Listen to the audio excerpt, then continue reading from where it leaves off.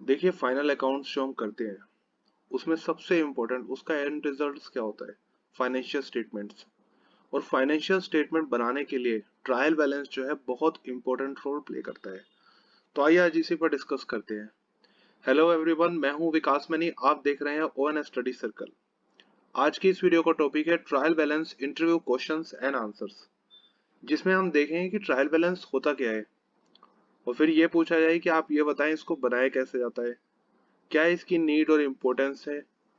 ये common question पूछा जा सकता है कि क्या ट्रायल बैलेंस से सारी एरर्स जो है वो रिमूव हो जाती है, और एडजस्टेड परचेज जो है उसके इम्पैक्ट को बताएं ट्रायल बैलेंस में। तो ये सारे पॉइंट्स हम कवर करेंगे इस वीडियो में, so let's start the video. सबसे पहले अगर पूछा जाए कि ये बताएं कि ट्रायल बैलेंस होता क्या है, तो आप इसका कैसे आंसर करेंगे? पहले इसकी डेफिनेशन को थोड़ा ब्रेक करते हैं। ट्रायल बैलेंस मतलब ट्रायल और बैलेंस। इसका मतलब है इसमें हम ट्रायल करते हैं, एक रन करते हैं चेक करने के लिए कि सारे बैलेंसेस मैच कर रहे हैं। इसका कॉन्सेप्ट क्या होता है? इसका कॉन्सेप्ट होता है कि जितने भी डेबिट बैलेंस है वो क्रेडिट बैलेंस के इक्वल होने चाहिए। ऐसा क्यों है? ऐसा है बेसिकली डबल एंट्री सिस्टम के अकॉर्डिंग। जैसा कि हमने अकाउंटिंग इक्वेशन में देखा था, आप एक जर्नल एंट्री भी करें, एक बैलेंस आप डेबिट में लिखेंगे, दूसरा बैलेंस आप क्रेडिट में। तो बेसिकली ये क्या करता है, जितने भी लेजर्स हैं उसके क्लोजिंग बैलेंस को पिक करता है, कुछ अमाउंट वो डेबिट में कुछ अमाउंट क्रेडिट में प्लेस करता है, और अल्टीमेटली डेबिट और क्रेडिट बैलेंस मैच होना चाहिए। तो ये मैच होता है, ट्रायल जो है वो आपका सक्सेसफुल रन करता है, बैलेंस हो जाता है, इसीलिए इसे कहते हैं ट्रायल बैलेंस।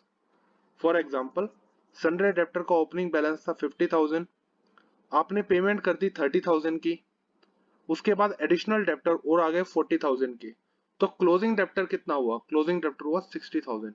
तो ये 60,000 शिफ्ट होगा ट्रायल बैलेंस में। अगला क्वेश्चन ये पूछा जा सकता है कि आप एक्सप्लेन करें कि ट्रायल बैलेंस कैसे बनाया जाता है। मीनवाइल मैं आपसे रिक्वेस्ट करना चाहूंगा कि अगर आपको हमारा एफर्ट्स पसंद आ रहा है तो इस वीडियो को लाइक और शेयर जरूर करें और हमें मोटिवेट करें इस चैनल को सब्सक्राइब करके। ट्रायल बैलेंस कैसे बनाया जाता है? अब देखिए, सबसे पहले जर्नल एंट्री होती है या फिर सब्सिडरी बुक्स, जैसे cash book, sales book, purchase book में उसकी एंट्रीज होती है, उससे बनते हैं लेजर्स और उससे बनता है ट्रायल बैलेंस। ट्रायल बैलेंस बनाने के जनरली हम कह सकते हैं कि दो कॉन्सेप्ट पर यह वर्क करता है।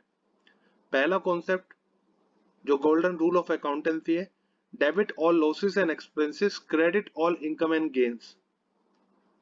जो भी लॉस या एक्सपेंस है उसको आप डेबिट में शो करें, इनकम या गेन्स है उसको आप क्रेडिट में शो करें। फॉर एग्जाम्पल, डिस्काउंट अलाउड आप डेबिट में शो करेंगे, रिसीव है तो क्रेडिट में, रेंट या सैलरी पेड है आप डेबिट में शो करेंगे, इंटरेस्ट रिसीव है वो क्रेडिट में। दूसरा कॉन्सेप्ट क्या होता है? दूसरा कॉन्सेप्ट है इसमें debit what comes in, credit what goes out. और ये एसेट या लायबिलिटी के कॉन्टेक्स्ट में अप्लाई होता है। जैसे फर्नीचर, कैश, डेप्टर ये आपका डेबिट में आएगा, क्रेडिटर, बैंक लोन ये आपका क्रेडिट में आएगा। तो इस तरीके से हम बैलेंसेस को यहाँ शिफ्ट करते हैं और आपका अल्टीमेटली ट्रायल बैलेंस बनता है। अगला क्वेश्चन ये पूछा जा सकता है कि आप एक्सप्लेन करें कि ट्रायल बैलेंस की क्या उसकी इंपॉर्टेंस है, क्यों इसकी जरूरत है। सबसे पहले समझते हैं कि जो जर्नल एंट्री या सब्सिडरी बुक्स, इनमें थाउजेंड ऑफ एंट्रीज हो सकती हैं। एक ही दिन में एक बिजनेसमैन 100 पार्टीज को सेल कर सकता है, तो महीने में देखें तो हम 1000 एंट्रीज हो सकती हैं सिर्फ सेल्स की। ऐसे ही परचेज की, कैश ट्रांजेक्शन की, या फिर डेली बिजनेस जैसे फ्रेट ट्रांजेक्शन की। तो इसमें से अगर देखना हो कि एक पर्टिकुलर पर्सन जो हमारा डेप्टर है उसको पिछले 15 दिनों में हमने कितना सेल किया है या फिर कितना अमाउंट उससे पेंडिंग है, तो ये बहुत हेक्टिक होगा। और ऐसे ही अगर 100 पार्टीज है, उन सबका अमाउंट और उनके नाम के हिसाब से देखना चाहे तो वो ऑलमोस्ट इम्पॉसिबल हो जाता है। तो इसके लिए बनाया जाता है लेजर, जिससे एक पर्टिकुलर अकाउंट को हम देख सकते हैं, जैसे sundry debtor, sundry creditor, factory rent account. फिर क्या होता है? फिर बेसिकली देखिए, जितने भी डेबिट बैलेंस है वो क्रेडिट बैलेंस के इक्वल होने चाहिए। तो जो हमने लेजर बना तो ली है, बट क्या ये सही है? तो इसके लिए क्या किया जाता है? इसके लिए बनाया जाता है ट्रायल बैलेंस। लेजर के जो क्लोजिंग बैलेंसेस हैं उसको पिक करके शिफ्ट किया जाता है डेबिट में या क्रेडिट में, और फिर अल्टीमेटली देखा जाता है कि डेबिट और क्रेडिट मैच हो रहे हैं। अगर मैच है तो दैट मीन्स हमने जो लेजर्स बनाए हैं वो सही है। तो ट्रायल बैलेंस की क्यों जरूरत है? पहली इसकी रिक्वायरमेंट इसलिए है क्योंकि ये डेबिट एंट्रीज और क्रेडिट एंट्रीज के टोटल को चेक करवाता है और ये प्रूफ करता है कि लेजर जो आपने बनाया है वो ठीक है, कोई पर्टिकुलर लेजर आपसे मिस नहीं हुआ है। दूसरा क्या होता है, दूसरा इसमें होता है कि एक तरह की सिस्टमैटिक रिपोर्ट देता है, सभी लेजर के क्लोजिंग बैलेंस शो करता है, तो इसको देख के फाइनेंशियल स्टेटमेंट्स बनाना बहुत ईजी हो जाता है। अब बात करते हैं, क्या ट्रायल बैलेंस जो है वो सारी एरर्स को रिमूव कर देता है? The answer is no. Mainly अगर हम देखें तो 4 तरह की एरर्स है जिसको ट्रायल बैलेंस रिमूव नहीं कर पाता या फिर उसमें रह जाती है। पहली इसमें एरर है ओमिशन की। जैसे फॉर एग्जांपल आपने उधार में माल बेचा था सुरेश को 50,000 का, बट उसको आपने कहीं भी रिकॉर्ड ही नहीं किया। तो जब रिकॉर्ड ही नहीं किया तो उसका इम्पैक्ट डेबिट में भी नहीं गया और क्रेडिट में भी नहीं गया, वो एंट्री आपने टोटली मिस कर दी, तो ओमिशन को ये फैच नहीं कर पाता। दूसरी इसमें एरर होती है प्रिंसिपल की, मतलब कोई कॉन्सेप्चुअल अगर गलती हो गई है, जैसे वेजेस पे किए हैं मशीनरी को इंस्टॉल करने के लिए 5,000 रुपीज के, तो इसमें एंट्री जो कर दी वो कर दी wages to cash, but actual entry होनी चाहिए मशीनरी टू कैश, क्योंकि मशीनरी को इंस्टॉल करने के लिए ये एक्सपेंस किया गया है, चाहे वो वेजेस हो या फिर कुछ और, वो सारा मशीनरी की कॉस्ट में ऐड होना चाहिए, बट कॉन्सेप्चुअल क्लैरिटी ना होने की वजह से वेजेस टू कैश किया गया, तो इसका इम्पैक्ट वेजेस में जाएगा और कैश में जाएगा। डेबिट और क्रेडिट बैलेंस तो मैच कर जाएंगे, बट ये कॉन्सेप्चुअल एरर है जो ट्रायल बैलेंस से हम आइडेंटिफाई नहीं कर पाएंगे। तीसरी इसमें एरर होती है कमीशन की। जैसे 10,000 का अमाउंट था, आपने 1,000 रुपए से उसको रिकॉर्ड कर दिया, डेबिट में भी और क्रेडिट में भी, तो 9,000 जो है वो दोनों से ही अंडरकास्ट हो गया, डेबिट और क्रेडिट दोनों में। तो जब डेबिट में भी 9,000 से रिडक्शन है, क्रेडिट में भी 9,000 से रिडक्शन है, तो उसको आप फाइंड आउट नहीं कर पाएंगे क्योंकि दोनों ही केस में 9,000 से अमाउंट रिड्यूस्ड है।